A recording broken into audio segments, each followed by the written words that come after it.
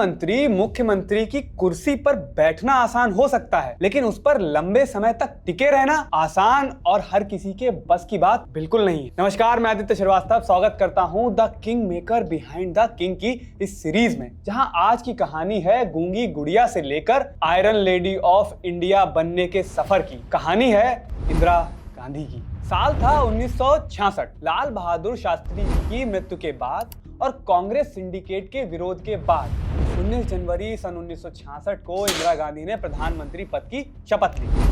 I, Indira Gandhi, Do solemnly affirm do solemnly affirm that I will bear true faith and allegiance that I will bear true faith and allegiance to the Constitution of India as by law established, to the Constitution of India as by law established. शुरुआती दौर में अपनी ही party उन्हें कुर्सी से गिरा देने को तैयार थी, लेकिन इंदिरा गांधी ने बुलाया अपने चाणक्य को।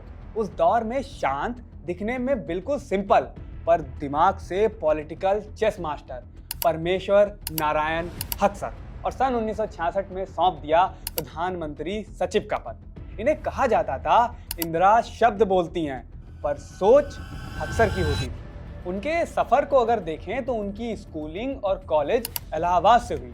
1936 में लंदन जाकर उन्होंने लॉ की पढ़ाई की। इसी टाइम पर उनकी पॉलिटिकल थिंकिंग और ज़्यादा सोशलिस्ट और एंटी इंपेरियलिस्ट बनी। वहीं इंडियन स्टूडेंट्स यूनियन और लेफ्ट इंटेलेक्चुअल ग्रुप्स के कांटेक्ट में और जवाहरलाल नेहरू और कृष्णन मेनन की आइडियोलॉजी से इन्फ्लुएंस हुए। उन्होंने सरकार और देश के लिए पहले ही काम करना शुरू कर दिया था। सन 1947 से 1954 तक इंडियन एम्बेसी वाशिंगटन डीसी में सीनियर डिप्लोमेट, 1954 से 56 तक इंडियन एम्बेसी लंदन में डिप्टी हाई कमिश्नर, 1958 से 1960 तक एम्बेसडर इन ऑस्ट्रिया और 1960 से 62 तक डिप्टी हाई कमिश्नर यूके। और चौथा था बांग्लादेश लिबरेशन वॉर, यानी कि सन 1971 में जब बांग्लादेश से हमारी लड़ाई चल रही थी तो यूएस और चाइना पाकिस्तान के सपोर्ट में। तो अक्सर जी ने क्या किया कि यूएसएसआर के साथ simply treaty of peace and cooperation sign करवा दिया। लेकिन एक काम और था, सबसे बड़ा काम था, और वो था पीएमओ बिकम्स मोर पावर्स। अक्सर साहब ने पीएमओ को जस्ट फाइल ऑफिस से उठाकर पावर हेडक्वार्टर बना दिया। आज दिल्ली की पॉलिटिक्स में पीएमओ जितना पावरफुल है उसी समय से हुआ था, लेकिन फिर भी उनका नाम आज चर्चा में क्यों नहीं है? इसके पीछे की कहानी शुरू होती है घर के इक्वेशन से, खासकर संजय गांधी से। 1971 में संजय गांधी ने मारुति कार प्रोजेक्ट लॉन्च किया। संजय ने प्राइवेट कंपनी बनाई, गवर्नमेंट से सपोर्ट की उम्मीद की क्योंकि मां ही प्रधानमंत्री हैं। लेकिन हक्सर साहब ने फाइल पर लिख कर दे दिया नो प्रेफरेंशियल ट्रीटमेंट, यानी कि पावर का मिसयूज अलाउड नहीं है।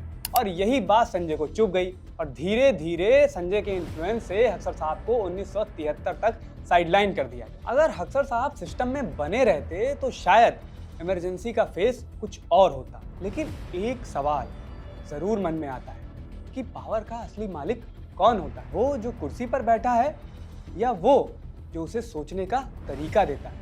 फिलहाल आज के लिए इतना ही। उम्मीद है कमेंट सेक्शन में इसका जवाब जरूर देंगे। मिलते हैं जल्द ही अगली वीडियो में एक और ऐसे चेहरे के साथ जो पर्दे के पीछे भी रहकर बहुत कुछ कर गया। वीडियो अच्छी लगी हो तो एक लाइक ज़रूर करें और साथ ही हमसे जुड़े रहने के लिए please subscribe the know can.